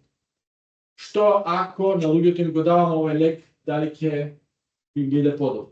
Што ако имам нов начин на тестирање, дали ќе бидат резултатите пореално и така.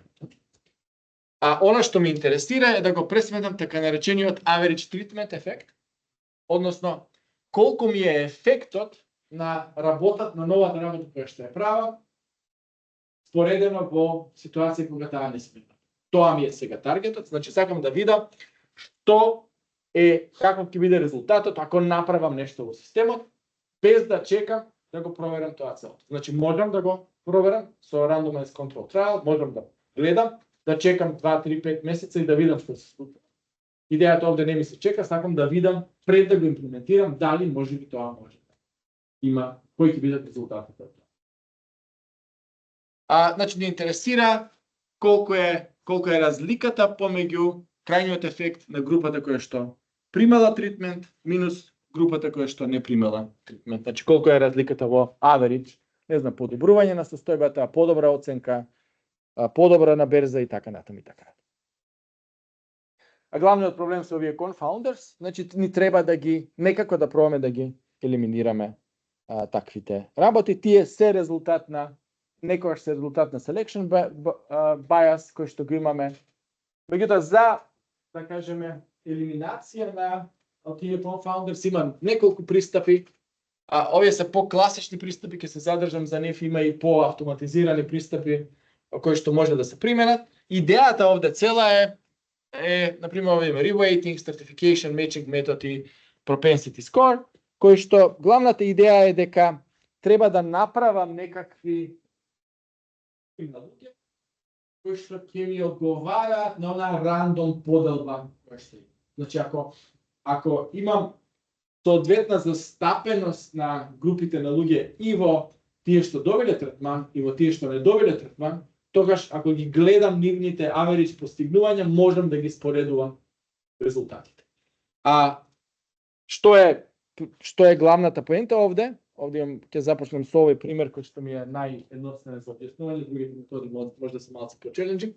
Што е идејата?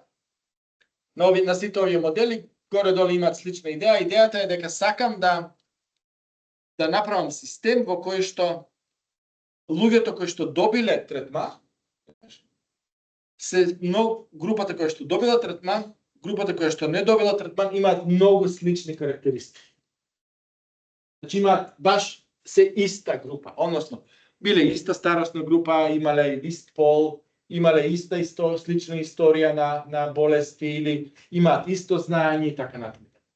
Ако така ги направам и ако овие имам соодветен мечинг, тогаш можам да зборувам дека можам да ги споредувам резултатот што ќе добие оваа група со резултатот што ќе добие оваа група. Ако се сеќавате кога им дававме лек на оној првиот пример, проблемот беше затоа што групата која што го добиваше тиот лек пеа со полесни симптоми и затоа преживуваа повеќе. Отколку групата со поскапиот лек која што беше со подишки. Идејата овде е да направам две групи кои што во оваа група ќе имам со лесни и со тешки симптоми изброј, со лесни и со тешки симптоми изброј. И тогаш можам да правам споредба дали лекот ми е ефективен или лекот не ми е. Ова значи дека треба да ги мечнам некако да ми бидат соодветни, да парам еден човек овде, викам кој ми е дали има можам си ваков што е исти, овој. Викам ова е пар. Океј, ги ставам двата овде.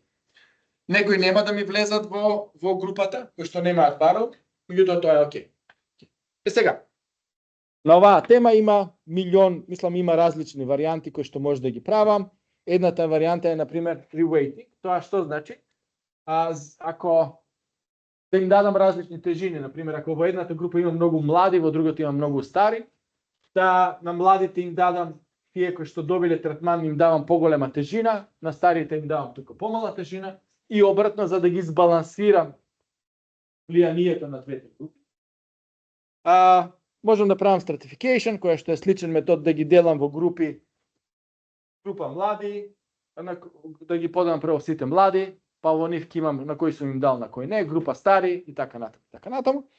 Во пракса еден од најдобрите методи е методот на propensity score, кој што зема малку од machine learning и кој што вика следново. Идејата негова е многу едноставна идејата вика следново. Направи прво модел, значи ние кога предвидуваме дали некој ќе преживее или не, тоа не е главниот модел, така. Сега вика он века, не е така. Прво почни да направи еден модел кој што ќе предвидиш дали некој добил третман или не добил. Значи, направи модел во кој што ќе предвидиш студент кој што бил во групата со новиот метод и студент кој што не бил во групата. Направи третман кој ја добил новата верзија од апликацијата, кој не ја добил новата верзија. Значи, правиме модел кој што предвидува кој човек би добил или не од третманот кој што го имаме, или новиот фичер кој што го. Кога такво нешто ќе имаме, значи го правиме тој модел, најчесто логистичка регресија сосема доволно да се направи, тогаш за секој единка, за секој семпл, ќе добијам некакво probability која што ми кажува колку е probability дека тој добил третман или не добил. Кога тоа ќе го направам, ги бирам, ги делам групата на луѓе, тие што добиле, тие што не добиле третман, значи ќе имам две групи, и гледам бројка, например, овој имал probability дека 0,6 дека добил третман, барам дали има со некој 0,6, 0,5, 0,67 од тие што не добиле. Ако има, окей, тие ми се парат за спојување.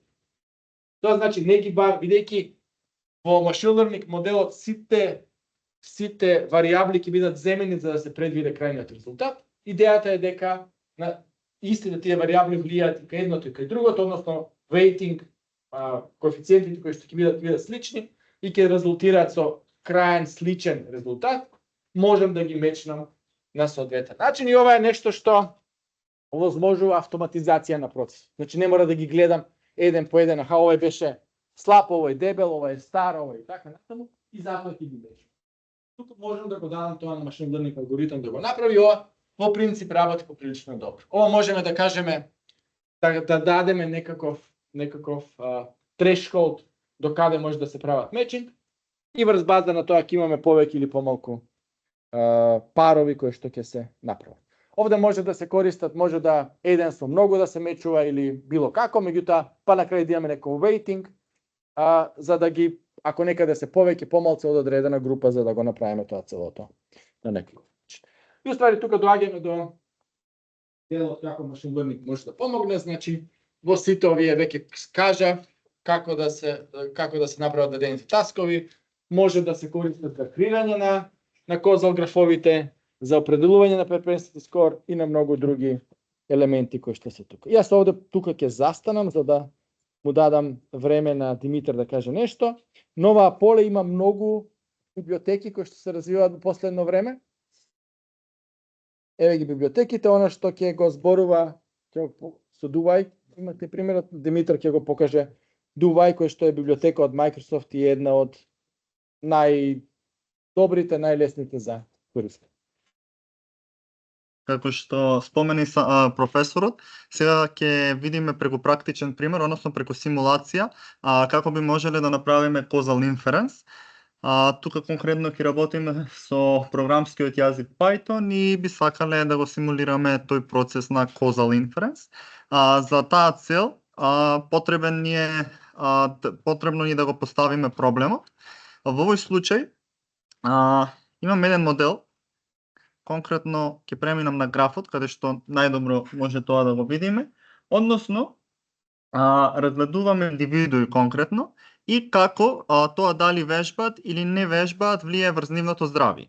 Тука вклучуваме повеќе параметри покрај третманот, односно третманот е дали вежбаат или не, бинарна променлива 0 или 1 и нивното здравје, срцево здравје, heart health, кој што ни е outcome-от, односно излезот, кој што таа е променлива од апсолутно непрекинат тип, односно некаков скор кој што ни дава слика за самото здравје.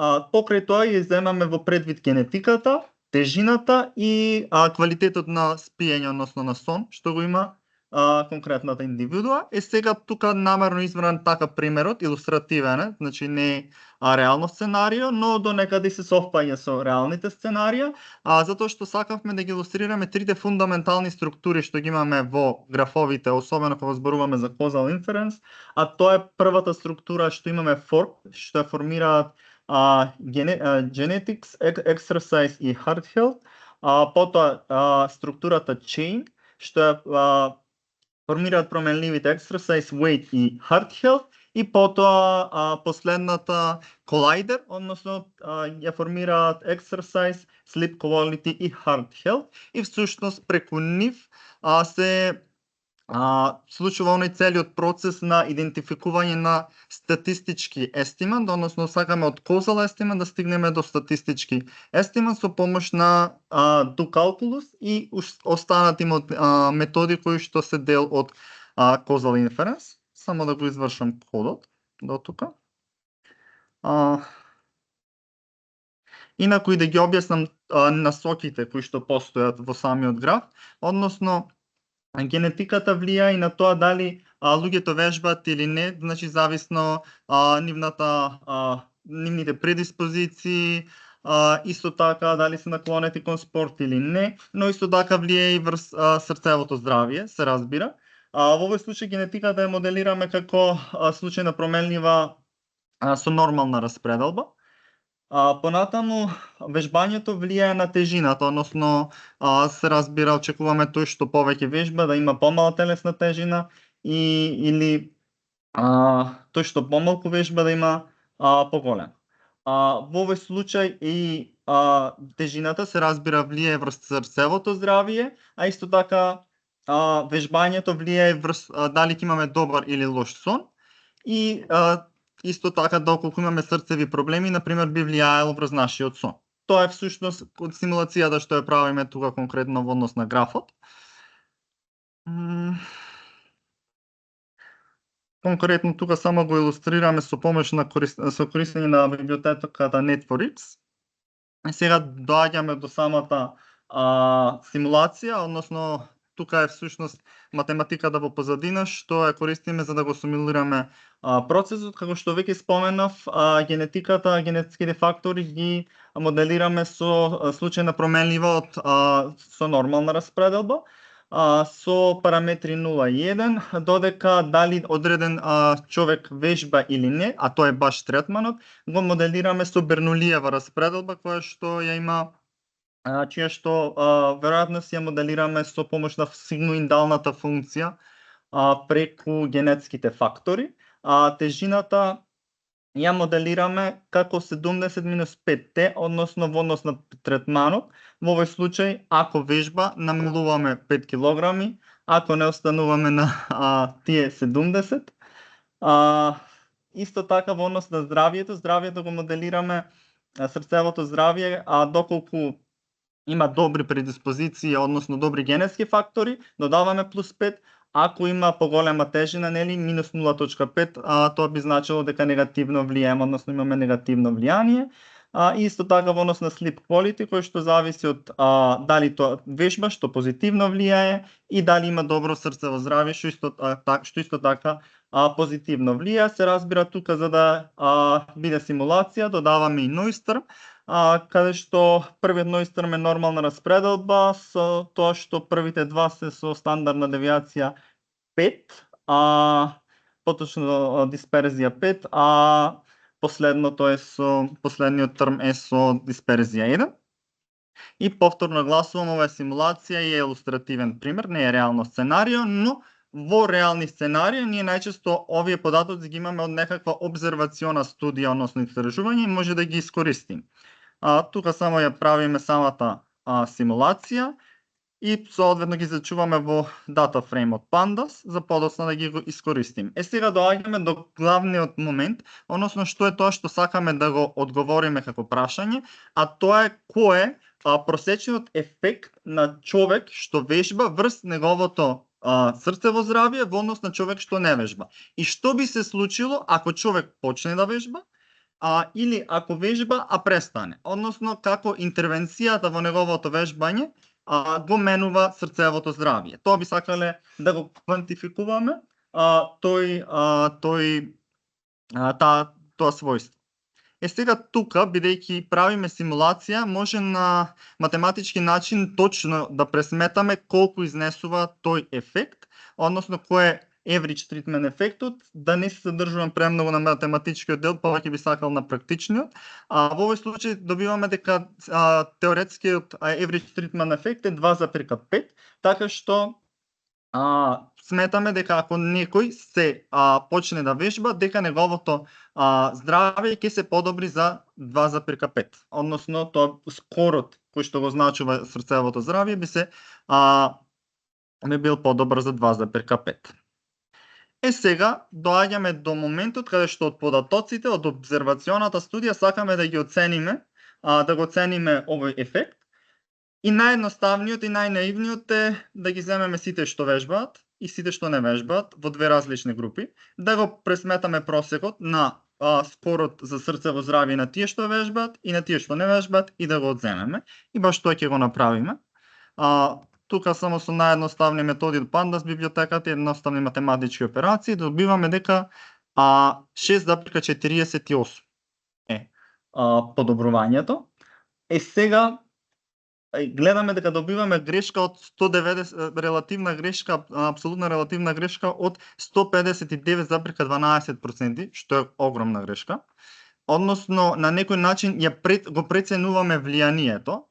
Прашањето е зошто? Затоа што имаме конфаундер. Односно, генетските фактори истовремено влијаат и на третманот и на самиот ауткам. Односно, многу често тие што имаат предиспозиции за спорт ќе бидат со добро срцево здравје и тие што немаат предиспозиции за спорт ќе бидат со лошо срцево здравје. На некој начин внесуваме пристрасност, односно бајас во самата анализа и затоа се случува оваа грешка. Во ред, другиот пристап е да ги контролираме сите параметри што ги имаме во студијата и тогаш би рекле дека би го отстраниле цел бајас, односно би ги контролирале сите confounders. И тоа го правиме следно. Во овој случај сакаме технички очекуваната вредност при третманот да ја моделираме со помош на линеарна регресија, исто така очекуваната вредност доколку некој не го зема третманот, односно не вежба, да ја моделираме исто така со линеарна регресија. При тоа земајќи ги сите карактеристики, генетските, третманот, тежината и sleep quality, и во однос на тоа да го моделираме очекуваното срцево здравје, односно скорот за срцевото здравје. Тука повторно со помош на NumPy само правиме ги издвојуваме соодветните карактеристики, правиме линеарна регресија, конкретно од scikit-learn библиотеката и го пресметуваме ефектот така што откако ќе го направиме моделот за секој индивид што имаме, го користиме за да предвидиме како би било би го зела третманот и кога не би го зела, и потоа правиме average и во овој случај добиваме average treatment ефект од минус 0,35. Прво, повторно сме далеку, 114,02% имаме релативна апсолутна грешка. Друго, насоката ни е погрешна, испаѓа дека тој што вежба има полошо срцево здравје. Исто така пак повторно имаме пристрасност, односно бајас. Прашањето од каде произлегува?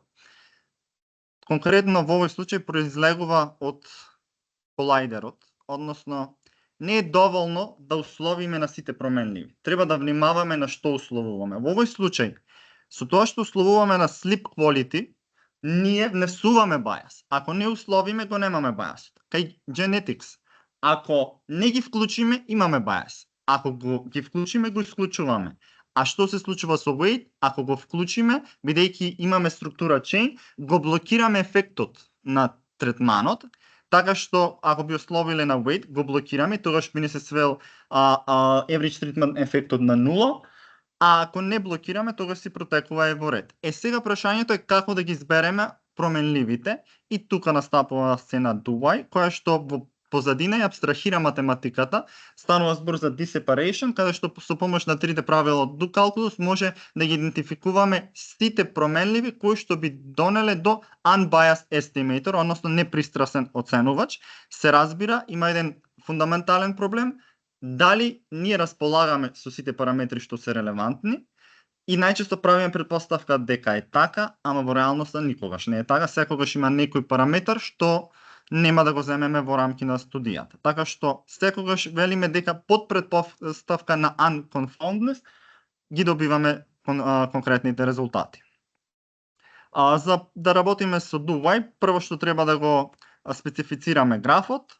Тоа може буквално како стринг да го пратиме, соодветно со врските кои што постојат, ги праќаме податоците кои што претходно ги зачувавме во Pandas data frame, специфицираме кој е третманот, кој е самиот outcome и графот. И потоа сакаме тоа што го споменав на почеток, од каузален естимат да стигнеме до статистички, односно сакаме квантифицирањето на ефектот од каузално да го сведеме на нешто што може да го пресметаме со статистика, односно од обзервационата студија. И во овој случај добиваме два естиманди, има можност да добиеме 3, зависно од тоа дали ги исполнуваат условите. Во овој случај исполнет ни е за графот backdoor критерион и frontdoor критерион, а не ни исполнет вториот естимант, односно да имаме instrumental variable, односно инструментална променлива, каде што и преку нејзе би можеле да го пресметаме. Тоа што сега го правиме е специфицираме кој од овие критериуми сакаме да го искористиме, да речеме дека сакаме да го искористиме backdoor,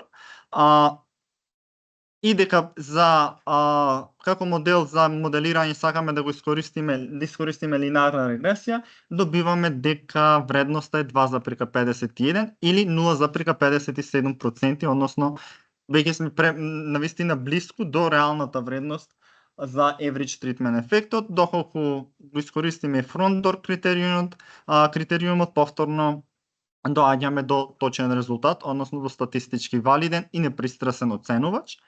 Технички тоа што се случува, ако се вратам назад и ако го земеме во предвид графот,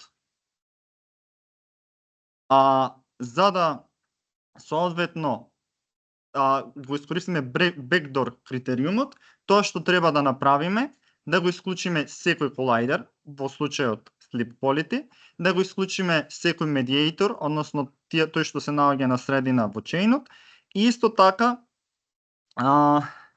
треба да ги моделираме преку да го земеме генетиката, односно генетските фактори да ги земеме во обзир, затоа што тие влијаат на двете променливи. Така што доколку се вратам каде што controlling for covariance и ги исклучиме соодветно S и W, треба да добиеме 2,51. Односно, тука рачно го симулиравме тоа што за нас Dubaj го прави. Исто така можеме да го провериме и резултатот од frontdoor критерион, но се разбира добиваме точно затоа што се тоа е математички подкрепено. И како последен чекор, тоа што може да го направиме на некој начин да добиеме дополнителна потврда за ефектот, односно дали третманот на вистина е значаен или не, и тоа го правиме со помош на refutation, односно во овој случај placebo treatment refuter, тоа што прави третманот го заменува со случајна променлива и независна случајна променлива, и се прашуваме дали ефектот ќе биде 0 или не, затоа што реално ако го замениме со независна случајна променлива, тогаш не би требало третманот ништо да менува. И ако го извршиме, гледаме дека новиот ефект што го добиваме е 0,08, што е речиси 0, исто така p-value ни е прилично високо. И во овој случај добиваме дека ако користиме плацебо третман и го замениме третманот, ефектот се сведува на 0. Односно, дека третманот влијае врз самиот outcome и во онаа мера во која што сме го пресметали. Тоа е воглавно со примерот, на некој начин да го илустрираме сето тоа што теоретски го зборував. Дали има некој прашање? Благодарам, Димитар. Благодарам, Димитар. Тута два. Дали има некои прашања како модератор?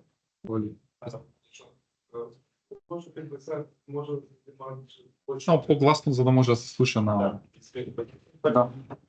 Така може да имаат различни категории, дали вежба, значи кој што е поврзан со човекот, генетика, срцева работа и све. Да. Може нешто да се земе кога некогаш вежба и кога после некоја време продолжува да вежба, па прекинува. Дали може да внесеме временски момент во ова? Да, тогаш Постојат такви методи, тие се понапредни методи, не се премногу изучувани, но се изучувани до одредена мера затоа што се уште по би рекол предизвикувачки од овие методи. Најчесто таму зборува за time varying treatment, односно третман кој се менува со текот на времето. Постои третман, значи таму мислам дека ако добро се сеќавам 3 категории се. Значи има третман кој што нерегуларно се менува, третман што го добиваме на редовни периоди и третман што го добиваме инцидентно еднаш во текот на даден временски период што го разгледуваме. Има добар труд кој што го разгледува баш тој проблем. Така што да, може. Има решение за тоа. Има решение, да. Мислам и се работи активно.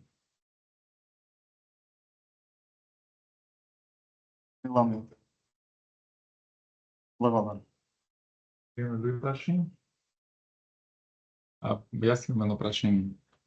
Дали имаме некој каузален модел за оптимизација на промптот? Дали сте сретнал? Не. Јас. Добро прашање, ама може да може Пишуваме многу промптови, имаме многу резултати, дали може да се направи и дали имате сретнато некој да прави каузален модел за да знам како да го оптимизирам промптот, односно како ќе влие одредена реченица на соодветниот промпт и тоа да го добијам буквално во реал тајм, да не морам да го уствари со промптот можам да го генерирам со large language модел кој што ќе се евалуира со каузален модел и да се види колкав е неговиот квалитет. Добра идеја.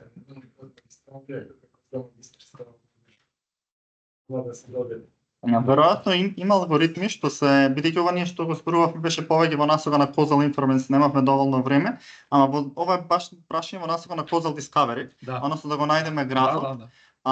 Проблем, мислам, постои начин, постојат алгоритми, најпознат е еден уште од 90-тите години на минатиот век, PM алгоритмот, кој што пресметува парцијални корелации помеѓу и ја зема покрај тоа и структурата до некаде на графот и може да го изгради. Проблемот се баш ова што го имаме во confounders е можеме да ги решиме до одреден степен, ама тоа што не можеме да го решиме е collider, односно и како што претходно видовме кога ги земевме колайдер таму во тој случај. Бидејќи колайдерот технички внесува, ако условиме на него, внесува бајас што претходно го нема. И технички, инаку кај confounders ние имаме бајас, кога ќе ги вклучиме нив, го губиме бајас. Ако со sleep quality технички ние додаваме бајас.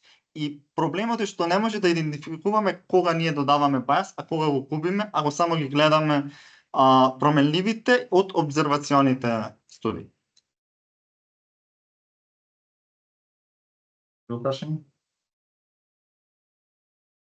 Добро, да се заблагодарам на присуството. Благодарам што